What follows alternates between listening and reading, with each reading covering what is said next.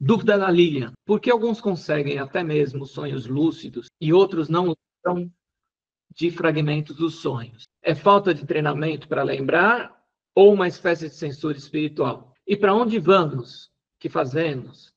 Do que nos alimentamos quando sonhamos? Esse do que nos alimentamos é legal, é interessante, né? Olha, geralmente a gente não se alimenta, tá? E quando a gente se alimenta, normalmente é fria, é armadilha, tá? Quando a gente sonha que está se alimentando, pelo menos do que a gente percebeu até agora, era sacanagem mesmo, era implante de chip. Tudo está no campo da teoria. Não dá para afirmar nada, obviamente, e tudo que eu posso explicar em relação às coisas que eu percebo, que eu canalizo, ou que a gente vai entendendo, tá? Sonhos lúcidos e outros que não lembram nem fragmento, né? Tem a ver com treinamento ou censura? Não, censura não é. Vamos trocar a palavra censura por proteção, tá? Então, o que acontece? Quando a gente dorme, a gente tem lá um desdobramento. Quando a gente tem um desdobramento, a consciência consegue se expandir um pouco mais. Ela sai. Vamos imaginar que esse corpo aqui, a nossa consciência está apertadinha e tem parte para fora. E quando a gente dorme, essa consciência tem lá um tempo livre para ela se expandir, ampliar mais. Quando ela se expande, ela pode habitar diferentes níveis dimensionais ou frequenciais. E nesses níveis dimensionais, frequenciais, ela continua tendo experiências. Então, aí, o que acontece? Aí vem as histórias que a gente vira amparador de alguém, e isso é real. Então, a gente vai trabalhar como amparador, ou a gente vai seguir determinadas missões, ou a gente vai visitar determinados locais. Então, a gente pode tanto ir lá para o umbral para trabalhar. Tem muita gente que trabalha em hospitais no umbral, bases da Santa Esmeralda no umbral. Ou vai para o umbral mesmo porque está numa frequência X e foi puxado. E vai lá passear pelo umbral, ser chipado, clonado, tomar uns tapas na orelha, ser abusado, enfim. A mente continua trabalhando. Mesmo a gente dormindo, a mente está ali tentando interpretar o que aquela consciência está vivendo. O que vai acontecer? A nossa mente é limitada. Ela é limitada ao que a gente conhece aqui. Quando algum corpo nosso, ou a nossa consciência vive alguma coisa diferente do que a mente conhece, a mente tenta fazer bater. Então, ela vai preenchendo os espaços daquela informação que está falhada, dentro dos conceitos e dentro do conhecimento, crenças, etc., que ela possui. Então, aí são aqueles sonhos que, às vezes, não tem pé nem cabeça, ou você começa de um jeito, termina do outro, muda. Por quê? Porque cada um desses corpos, ou cada uma dessas frequências, está mandando informação. Porque essa informação está correndo direto. Ela está correndo entre o corpo físico e os outros corpos desdobrados que estão mais alinhados, que estão mais conectados. E nesse meio todo, fica a mente tentando entender. É o mesmo que você tiver numa festa, onde está todo mundo falando ao mesmo tempo, ou numa mesa de almoço, aquela mesa grande, com 50 pessoas, que está todo mundo falando ao mesmo tempo, e você querer ficar ouvindo a conversa de todo mundo ao mesmo tempo, e ainda por cima colocar um sentido naquilo. É isso que a mente fica fazendo quando a gente está dormindo. Dependendo da mediunidade, ou dependendo da consciência de cada um, essa história começa a ficar mais vívida ou menos vívida. E por questões de segurança, a gente vai lembrar de uma parte, ou não vai lembrar de nenhuma parte, ou só vai lembrar do que não compromete a gente. Porque muitos de nós têm trabalhos fortes e têm trabalhos importantes lá fora. E que vai comprometer a gente se a gente chegar aqui e acordar sabendo de tudo que a gente fez, o nosso ego vai comprometer a gente. Por quê?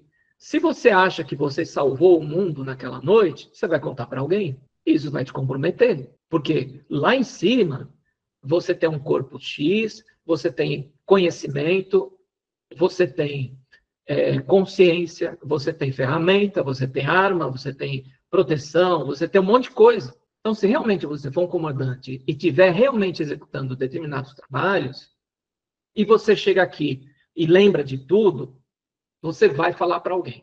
A hora que você abriu a tua boca aqui, você se compromete. Por quê? Porque aqui você tem esse corpo aqui que é mortal, você tem esse corpo que não tem a mesma proteção que você tem lá em cima, e você não tem a mesma hierarquia que você tem lá em cima. Então você vai dançar. Então muitas vezes a gente não lembra por questão de segurança. E muitas vezes a gente não lembra porque não tem a conexão ajustada e alinhada para ter esse tipo de lembrança, por questões mediúnicas mesmo. Quando a gente fala de sonho, tá? E aí ela pergunta, né, se isso é uma questão de treinamento. Não é uma questão de treinamento, é só uma questão natural. À medida que você vai se ajustando, vai se alinhando, você vai começar a lembrar dos sonhos, tá? Porque todo mundo sonha, isso é um fato. Aí tem aquele pessoal que fala assim, não, mas eu sonho só preto e branco, eu não sonho colorido. Isso quer dizer alguma coisa? Não sei, eu não sei, eu sonho colorido. Aí eu não sei se é uma questão de crença da pessoa ou não, mas todo mundo sonha. A diferença é que uns lembram, outros não lembram. E às vezes a gente lembra fragmentos de cada uma dessas histórias e a mente vai tentando fazer uma conexão. E a gente se perde nessa questão aí. Quanto mais você vai acordando, vai despertando e vai ganhando consciência das coisas, os sonhos começam a ter mais sentido, porque eles vão te ajudar de alguma maneira também a fazer essa expansão de consciência, a ter um entendimento de algumas coisas. Por isso que a gente se ensina no curso, antes de dormir, peça proteção e peça também, você pode pedir para aprender alguma coisa. Então, conforme você vai ampliando a tua consciência, vai ganhando consciência e vai expandindo isso, você começa até a lembrar de algumas questões. Tá bom? Só para complementar aí alguns insights sobre sonhos. Ultimamente eu tenho procurado estudar mais sobre neurociência e outros estudos também que falam sobre a nossa programação mental, né? Então, uma maneira de sair do simulador é você aprender a reprogramar sua mente com relação às suas crenças a respeito de você mesmo, do mundo, da espiritualidade. Então, assim, né, a gente tem uma grande responsabilidade nisso. E os sonhos, dentro desse processo, podem nos ajudar a entender como a gente percebe essa realidade onde a gente está inserido. Um fator interessante, né, sobre essa questão do sonho, que para mim fez bastante sentido, é o seguinte: o nosso cérebro, por programação, ele está sempre buscando resolver problemas. Ou seja, as sinapses, elas estão sempre buscando ali, né, as melhores conexões. Então, o que acontece? Durante o sono, no momento que a gente está sonhando, o nosso cérebro continua buscando soluções para vários problemas, que ou a gente está vivendo, ou alguma coisa também num nível um pouco mais sutil, talvez não tão palpável. Então, às vezes, esses sonhos são fragmentos do nosso cérebro fazendo essas tentativas de resolução de problemas. Vou dar um exemplo para vocês, pelo menos o que eu percebo. Eu tenho muitos sonhos, a maioria deles, que eu estou numa determinada casa ou apartamento, com várias salas. E eu vou caminhando e saindo de uma sala para outra, de uma sala para outra, ou com mais ou menos gente, mas eu nunca consigo sair desse circuito, sabe? Então eu fico questionando, puxa vida, tem alguma coisa aí que eu não estou conseguindo achar a saída para um determinado problema, para alguma questão minha. Então, isso para mim me traz uma informação, tá? Então, vejam, né, como são esses sonhos de vocês, que tipo de informação vocês conseguem trazer. Porque essa pode ser uma boa dica para a gente entender, de repente, que tipo de programação ou que tipo de situação o nosso cérebro está tentando compreender e trazer uma solução para aquilo, tá? Uma outra questão interessante é com relação à nossa pineal. A nossa pineal, ela é um órgão sensorial.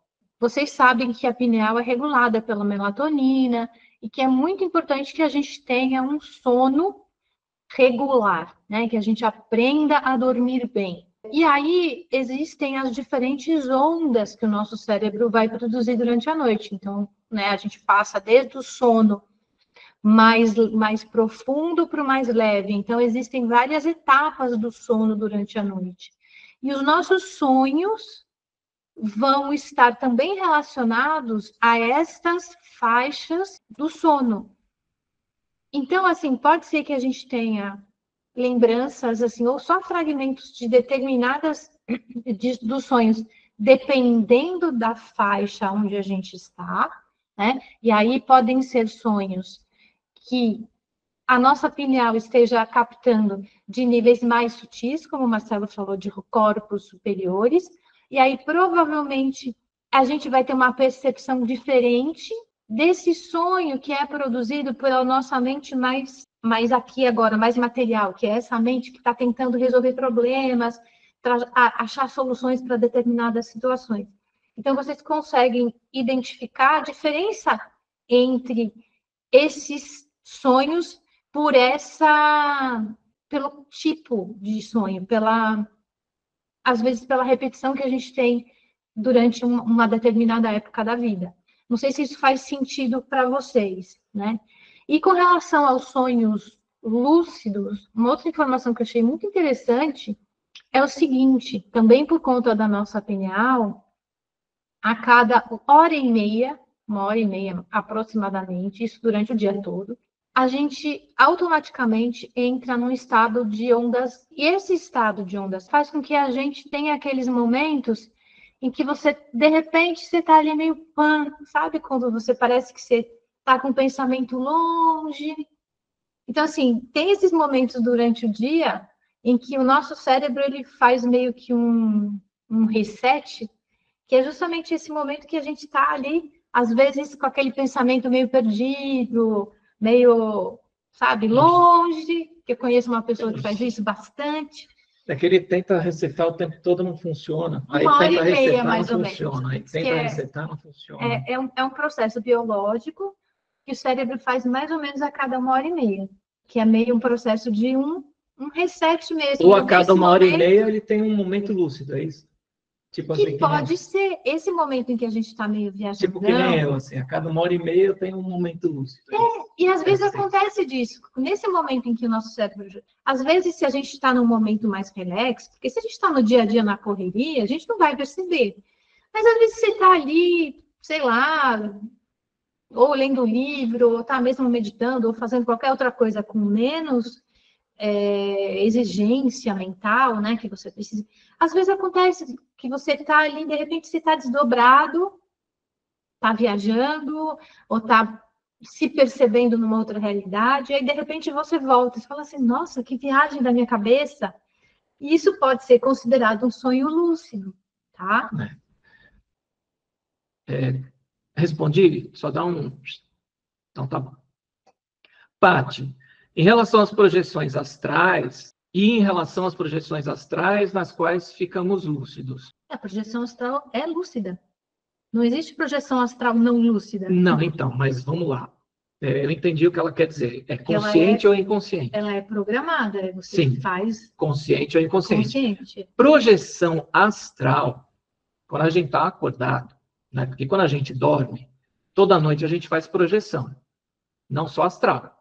A gente vai no plano astral, a gente vai no plano mental superior, a gente vai em vários planos, cada plano dentro da sua dimensão, cada um num corpo. Mais ou menos isso. É mais complicado, mas vou falar de uma maneira simples, tá? Quando você faz uma projeção astral consciente, depende sim de treinamento e capacidade para. Eu sempre falo, não adianta você treinar se você não tiver aptidão e ferramenta, mecanismo para tal. Vou dar um exemplo rápido aqui. Eu falei que a Michelle ia sair, ela saiu mesmo. A Michelle é uma veterinária que é telepata. Ela conversa com os animais. Do mesmo jeito que a gente conversa entre a gente, ela conversa com os animais. Existem cursos para isso. Tá? Só que, se você não tem a mediunidade de telepatia na frequência dos animais, você pode fazer todos os cursos do planeta. Você não vai ter o mesmo desempenho. A gente fez curso para conversar com os animais. Eu consegui conversar? Sim. Mas de uma maneira muito superficial, numa situação muito especial, tá? Sabe, é um negócio muito assim, foi um suspiro. A Michelle não, a Michelle conversa naturalmente, mesmo não precisa se concentrar muito, não precisa nada. Agora, eu vou ter que me concentrar, respirar, me conectar, fazer um monte de coisa para ter um suspiro do que ela tem naturalmente. A projeção astral é a mesma história. Tem treinamento, sim, você vai chegar em determinado nível, tá? Mas, se você tem as ferramentas certas, a mediunidade certa e todo o contexto que precisa, aí você deslancha. Tá? Agora, projeção no nível astral é muito perigosa, porque o plano astral é lixo puro, é umbral. Se você tem a capacidade de se projetar consciente, o ideal é que você procure um corpo melhor. Então, eu aconselho quem tem essa capacidade, começar no mental superior. Porque aí você já está em 5, 6D, não lembro mais. E, enfim, saiu do 4D, saiu do plano astral, você já está melhor. Aí é mais seguro. Por quê? Porque num corpo de mental superior, você tem mais entendimento e você pode visitar o plano astral, mas num corpo mental superior. Se você está num corpo mental superior e você visita o astral, você está invisível, você voa, você atravessa a parede, você é um fantasma. Tá? Então ninguém te pega, ninguém usa teu DNA, ninguém faz um clone, ninguém vai te chipar, ninguém vai te encher o saco. E você vai ter as mesmas percepções. Tá bom?